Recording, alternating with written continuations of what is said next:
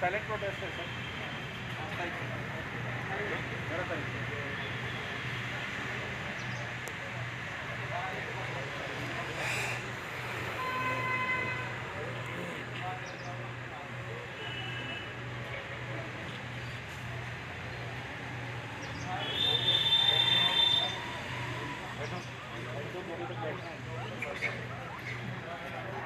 Schedule तो 2 बजे तक है।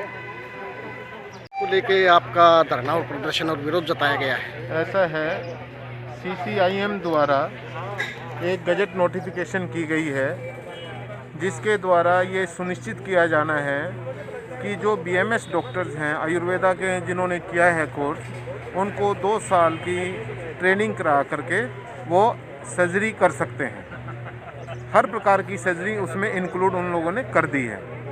जिस सर्जरी करने के लिए मॉडर्न मेडिसिन में पहले MBBS करना पड़ता है, 5.5 साल लगाने पड़ते हैं। उसके बाद PG की तैयारी करनी पड़ती है, फिर 3 साल MS करने में लगते हैं, और उसके बाद फिर सुपर स्पेशलाइजेशन में जाने के लिए MCH करने के लिए भी 3 साल फिर लगाने पड़ते हैं। तब जाकर भी कोई भी सर्जन अपने आप को ये नहीं कह सकता कि मैं 100% रिजल्ट दूंगा।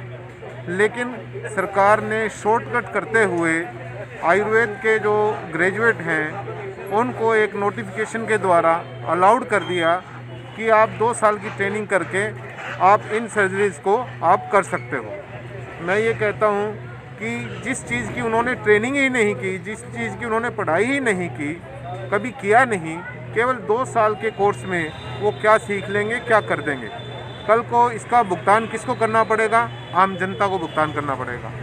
क्योंकि जब हम ये कहते हैं कि MBBS, फिर 3 साल की MS, फिर उसके बाद MCH, उसके बाद भी सर्जरी में रिजल्ट 100% नहीं हो सकते, तो आप ये एक लगा सकते हैं कि वो लोगों के रिजल्ट क्या होंगे, उसकी कॉम्प्लिकेशंस कितनी होंगी, उसका नतीजा किसको भुगतना पड़ेगा।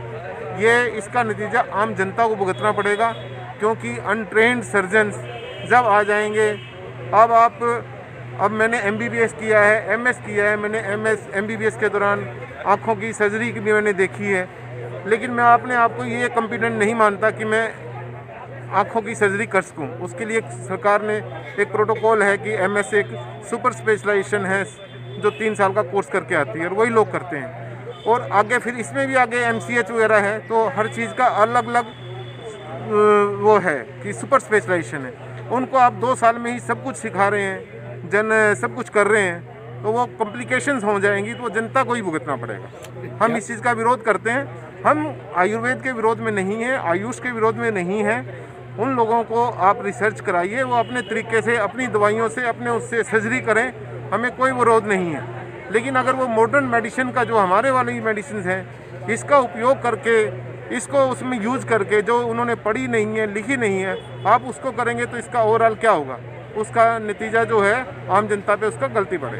11 तारीख को क्या फैसला लिया? 11 तारीख को हमारी इंडियन मेडिकल एसोसिएशन हेडक्वार्टर से निर्देश है कि सुबह 6 बजे से लेके रात के शाम के 6 बजे तक 12 घंटे के लिए जो कि नॉन एसेंशियल सर्विसेज हैं वो बंद रहेंगी, इमरजेंसी सर्विसेज रहेंगी। कोविड के जो पेशेंट हैं उनको अटेंड किया जाएगा, और ये पूरे भारतवर्ष में होगा। क्या ये विरोध लंबा चल सकता है? देखिए, ये तो अब 11 तारीख के बाद ही होगा। आगे हमारी इंडियन मेडिकल एसोसिएशन की ऊपर जो हमारे हेडक्वार्टर्स हैं वो क्या फैसला लेते हैं, हम तो उनको फॉलो करना है। आपका शुभ नाम सर? मैं डॉक्टर सुशील मंगला। हमें वो तो करना ही है, लड़ना है और लड़ेंगे, लेकिन तो उससे होगा क्या? हम लोगों पे कोई खास असर नहीं होने वाला। भाई, आप करना चाहते हैं करें, आप अपनी मेडिसिन में रिसर्च करें, आगे काम करें, आप अपने आप को स्थापित करें। ये नहीं कि जो चीज़ एस्टैब्लिश हो गई है उसको आप उसका एक अपहरण करके और आप उसको अपने नाम से शुरू कर दें। ये रॉन्ग, ये गलत। तो इसी के विरोध में हम सब आज यहाँ इकट्ठे हुए हैं, और पूरे भारतवर्ष में अब 12 बजे से 2 बजे तक हर जगह इस प्रकार का धरना प्रदर्शन चल रहा है। शांतिपूर्वक धरना प्रदर्शन है। 11 तारीख को सुबह 6 बजे से रात शाम के 6 बजे तक सभी सेवाएं बंद रहेंगी। मॉडर्न मेडिसिन के जितने भी डॉक्टर्स हैं, इस सरकार को सद्बुद्धि दे। जिस प्रकार के ये आगे से आगे पहले एमसीआई को ख़त्म कर दिया, एनएमसी बिल लेके आ गए, उसमें ऊपर ब्यूरोक्रेट्स को बिठा दिया। अब वो जानते ही नहीं है क्या होना है क्या नहीं है, सब कुछ कॉर्पोरेट की तरफ बेचे जा रहे हैं, करे जा रहे हैं। आम आदमी के साथ जो होने वाला है नियर भविष्य में खुदा ही मालिक है। अब मैं डॉक्टर सुरेजन सर से रिक्वेस्ट करूंगा, क्योंकि वो हमारे आईएमए स्टेट की तरफ से 4-5 एरिया के कोऑर्डिनेटर भी बनाए गए हैं।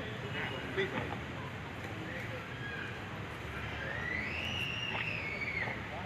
देखिए ऐसा है कि डॉक्टर अजय ने और डॉक्टर सुशील ने ज़्यादातर बातें तो बता दी, लेकिन मेन मुद्दा ये है कि ना तो हमें मुद्दे की बात ये है कि डॉक्टर धर्मपाल खरब ने 10 साल मेहनत करके एमएस करी, वो भी है नाम के आगे एमएस लिखेगा, और एक बीएएमएस 2 साल का कोई जो कोर्स करके वो भी अपने नाम के आगे एमएस लिखेगा।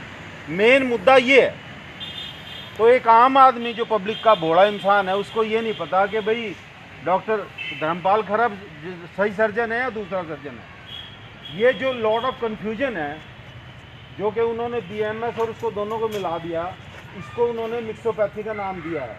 और हमारा मेन झगड़ा ये है, सबको मारते। देखिए ऐसा है कि पोस्टवेशन पहले भी आयुर्वेद में होती है, लेकिन उन्होंने कभी भी उसको पोस्टवेशन को एमएस नहीं लिखने का वो दिया।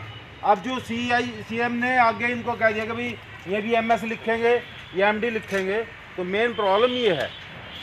उसके लिए हेडक्वार्टर ने कॉल दी है कि भाई ये हमारे जो अधिकार हैं उनका हनन है, और वो कोई भी बीएमएस फिर अपने बच्चों को क्या जरूरत है नीट पास कराने की और इतनी मेहनत करने की, सीधा बीएमएस करो और 2 साल का उनका आयुर्वेदाचार्य करके और आगे एमएस लिखना शुरू कर दो।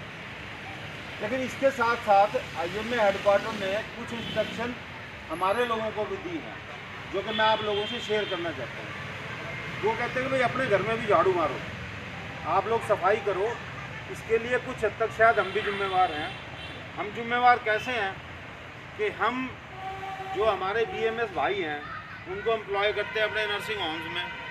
जब वो एम्प्लॉय हो जाते हैं तो फिर उनको ट्रेनिंग भी मिलती है, और बाहर ट्रेनिंग मिलने के बाद जब वो अपना सेटअप शुरू करते हैं तो दे आर सो टू से कॉल्ड स्पेशलिस्ट। अगर उन्होंने किसी पीडियाट्रिशियन के पास काम किया है तो वो पीडियाट्रिशियन हो गया, किसी सर्जन के पास काम किया तो सर्जन हो गया। तो आईएमए हेडक्वार्टर ने ये कहा भी आप अपनी तरफ भी देखो। दूसरा ये कि जो हमारे भाई लोग किसी भी जीएमएस के यहाँ, किसी बीएमएस के यहाँ जाके मतलब सर्जरी करते हैं या उनको सपोर्ट करते हैं सर्जरी में, वो भी हेडक्वार्टर ने कहा है गलत है, हमें वो बंद करना चाहिए।